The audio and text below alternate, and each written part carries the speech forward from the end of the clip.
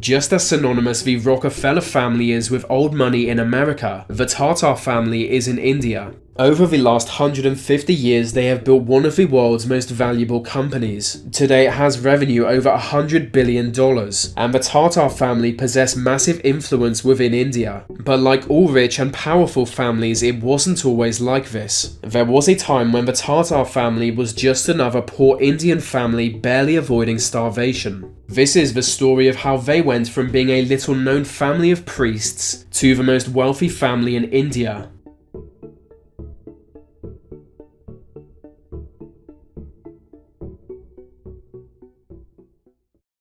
Go back to the 1700s and the Tata family were known as priests of the Zoroastrian religion, one of the world's oldest and most mysterious religions, being around since at least the 5th century BC. It was the religion of ancient Persia, but has gradually been declining since. Still, it has survived for a number of dedicated families. One of such is the Tata family. It was a long-running tradition that men in the family would become priests and dedicate their lives to the faith, but this tradition was broken in the early 1800s by Jamsetji Tata. He instead went into business, opening a trading firm in Mumbai. Taking advantage of European encroachment on India, he exported local goods to England and America. The firm saw rapid growth and made him a wealthy man. He employed his son Jamsetji until 1868, at which point he gave Jamsetji a small fortune to start a business for himself. Jamsetji had travelled the globe as a young man, which is how he learned that industrializing economies in Europe and North America were in need of massive amounts of cotton. So he purchased an unprofitable oil mill and converted it into a cotton mill. It didn't take much to make this into a success, and he sold the mill soon after. This was the beginning of the Tata Group. Once again looking to Europe for inspiration, he identified more gaps in the Indian market. He opened the first Indian hotel to have electricity, and wanted to start the first steel company in Asia, but died before achieving this.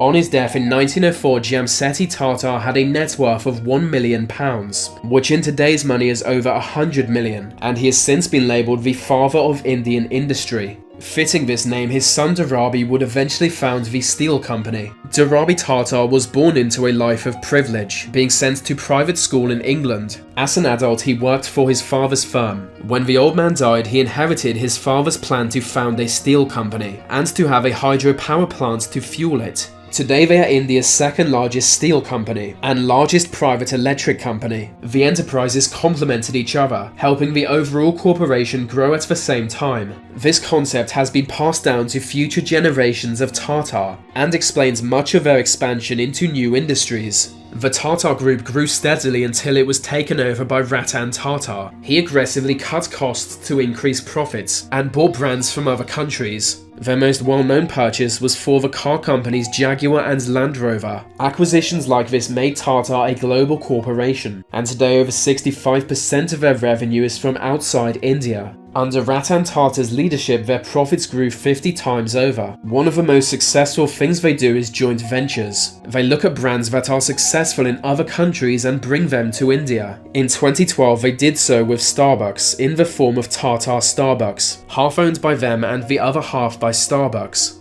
It was only last year that the Tata Group had their first chairman who was not part of the family. Some think this might be a sign of the Tata family losing influence, but realistically they still own the company. The impact of the Tata family within India is difficult to overstate. One of the most interesting things done by Jamsetji was found his own city. It was founded to be the perfect place to build a steel business, with its location carefully chosen to make the transportation and production of steel easier. It proved to be a success, with Tata Steel still being based there. The city is called Jamsetji and today has a population over 1.3 million. Another member of the family, JRD Tata, founded Air India.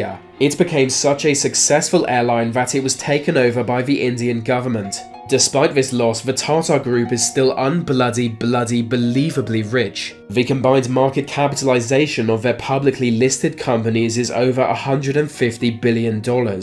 As I mentioned before, Ratan Tata transformed their company from an Indian-centric corporation to a global empire. So you might expect his personal net worth to be among the highest in the world. But the truth is, he isn't even a billionaire. This is because the Tata family gives so much of their personal wealth back to society. As well as direct donations to charity, they also support numerous scientific and educational institutions. In fact, they give so much away that it's thought Ratan Tata would be the world's richest man if they committed to no philanthropy. But giving back is part of the philosophy inherited by family members. It goes all the way back to the dynasty's founder Jamsetji Tata, who dreamed of building the best science education institution in India. His vision now exists as the Indian Institute of Science, India's preeminent organization in its field. It's just one of countless ways the Tata family has helped shape modern Asia.